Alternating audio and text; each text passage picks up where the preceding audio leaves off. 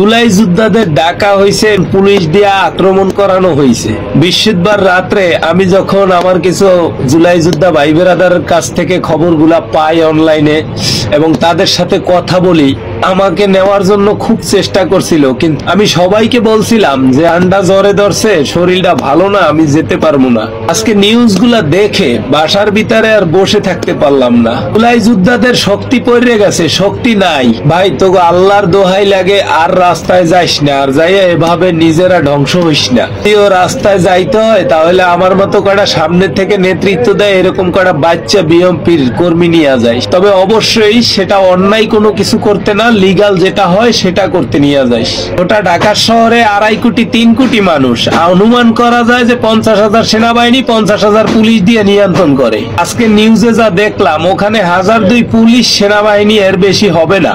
আহত জুলাই যোদ্ধা ছিল প্রায় 50,000-এর উপরে। তারা না দৌড়ে যদি মইত্যা দিতি ভাই, হাতরায় কুল পাইতো না, বিশ্বাস কর। মধ্যে কিছু আমজনতা পাবলিক ছিল যারা একজন দৌড় দিলে আরো 10টা জুলাই যোদ্ধার সাহস ভেঙে পড়ে। এই বাঁচার চিন্তা করিয়া যুদ্ধের মাঠে যাওয়া যায় না, মরার চিন্তা করিয়া যুদ্ধের মাঠে যাবি। আল্লাহ যতটুকু হায়াত দেছে তার আগে তোরে কেউ পৃথিবী থেকে নিতে পারবে না, যত চেষ্টাই করুক। এটা সবসময় মনে ধারণ করবি।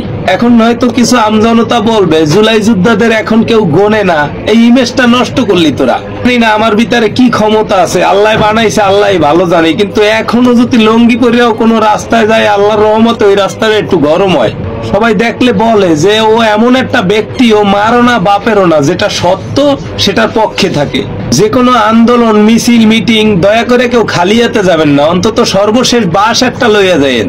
এটা থেকে কিছু না আসলেও নিজেকে রক্ষা করতে পারবেন। ফেব্রুয়ারি মাসে রোজা, ফেব্রুয়ারি মাসের শেষের দিকে নির্বাচন হতে পারে, হবে যে এটাও কনফার্ম না। আপনাদের কি মনে হয় যে ডাক্তার ইউনূস নির্বাচন দেবে? দেখি তো সবাই পোস্টার বিতরণ করে, কিন্তু আইজও মন থেকে বিশ্বাস করতে পারি না যে এদেশে নির্বাচন হবে। হ্যাঁ, এটা সত্য, নির্বাচন ঠিকই হবে, তবে কঠিন যুদ্ধের মধ্যে দিয়ে। তারেক রহমান স্যার বলছে না যে আমাদের কঠিন সামনে দেওয়াল অপেক্ষা করতে আছে, ওই দেওয়ালটা যুদ্ধের মাধ্যমে ভেঙে দিয়েই তারপরে এদেশে নির্বাচন হবে। তার আগে নির্বাচনের আশা করা আর ঘরে বসে ডাইল আলু ভর্তা দিয়ে ভাত খাওয়া সমান কথা। আমি ভাই বিএমপি করি, কিন্তু যারা জামাত করেন, এলসিপি করেন, যার যেটা মন চায় সেটা করেন, কিন্তু নির্বাচনের পোস্টার বিতরণ করার সাথে সাথে নিজেকেও একটু মানসিকভাবে যুদ্ধের প্রস্তুতি নিয়ে রেখেন। যুদ্ধের প্রস্তুতি নিলে, মনোবল ঠিক থাকলে যুদ্ধের কঠিন দেওয়াল ভেঙেও এদেশে নির্বাচন প্লেস করা যাবে। তা কিন্তু ওই নির্বাচন না যে আমি ফরাজি লিটন ভোট কেন্দ্রে যাইয়া দেখবো আমার বাপে কবর দুইটা আমার ভোটটাও দিয়া চলিয়া গেছে, যেটা দেখছি কুত্তালিকের আমলে।